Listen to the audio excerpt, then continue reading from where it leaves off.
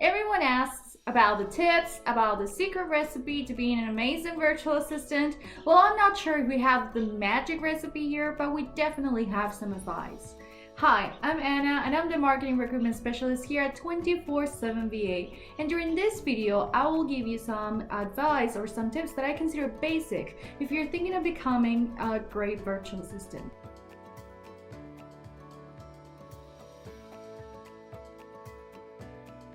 Number 1, choose something that you enjoy doing.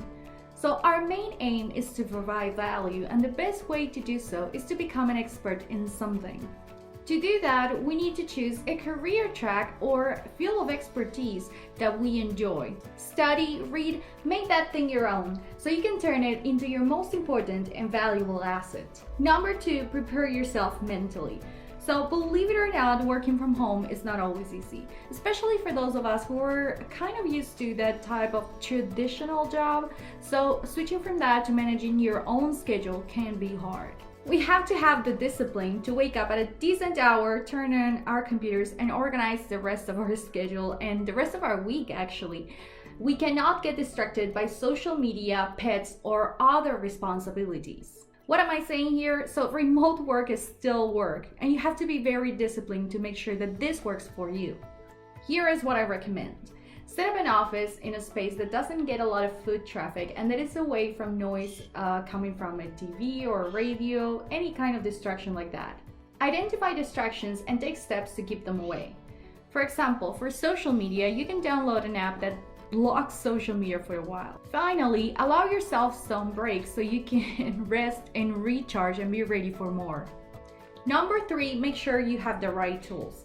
Like any other job, you need the right equipment to perform.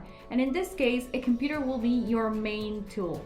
Some companies actually require some computer specs, so make sure that you check that your systems are up to par. You will also need main and backup internet providers, so research in your area what are the most reliable companies and try to invest in those.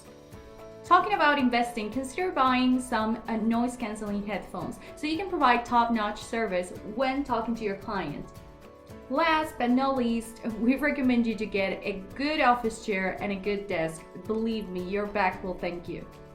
Number 4, set goals for yourself. So where do you see yourself in 5 years? How do you want your career to grow? I know that some of us don't know exactly what we want to accomplish when we start, but at some point you need to sit down and set some goals for yourself. It might feel kind of weird to sit down and write down what is it that you want to accomplish in 5 or 10 years, but believe me, setting goals for yourself will provide clarity and structure, especially if you're first starting as a virtual assistant. They will also motivate you to strive to do better. Number 5, learn to adapt. There will be moments that you will have to adapt certain aspects for yourself, for a client, or certain jobs. Keep in mind that all those experiences will help you become better at your job and will be part of your personal development. I know, I didn't see it this way either when I first started, but think about it. You hear all this time about the CEOs and the president of so many companies that they started like this, all poor, unexperienced, but somehow they found success. What did they all have in common? They adapted. Whatever life threw at them, they were able to thrive because they actually learned how to adapt. Number 6, seek guidance from experts. I actually had no idea that virtual assistants existed until 20four7VA found me. I started investigating, and many working VAs started mentioning challenges or difficulties when it came to finding another client when the project suddenly ended out of nowhere, or they mentioned all these difficulties when it came to billing their client. After bringing this up to my coworkers here at 20four7VA, I felt super relieved. They told me about this team within the company whose only purpose is basically to find the right client for your set of skills. And when I brought up the payment, very quickly they told me that they also have this team, this financial team, in charge of billing your client and make sure that you get paid weekly. I thought this was great because now I can invest all that time that I would normally waste in getting trained, because just for the sake of being a VA here, you have access to a training team that will help you out, and of course a lot of videos and training sessions that you can access. Aside from the tips, here's something that we get asked a lot. What are the common mistakes that I should avoid if I want to become a successful virtual assistant? having the wrong motivations. So what is it about being a virtual assistant that actually attracts you? Is it because you're bored at your current job? Is it the money? Or maybe you just don't have a job at the moment? Whatever it is, make a list of the reasons for pursuing a virtual assistant work so you have a better understanding of why you're doing this. Being late.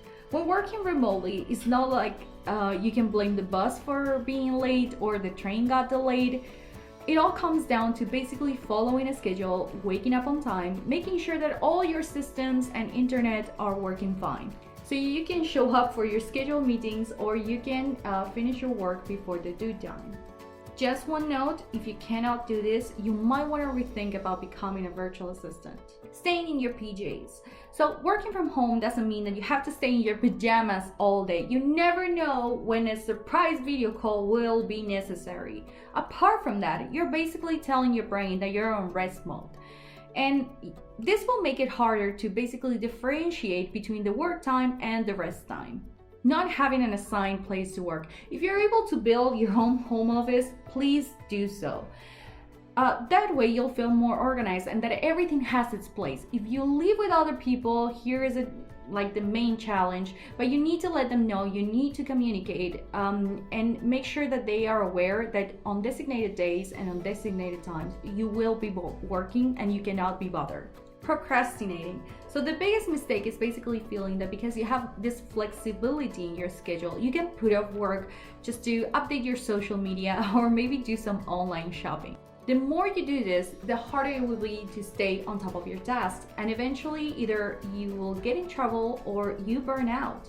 Identify your procrastination triggers and eliminate them before this happens.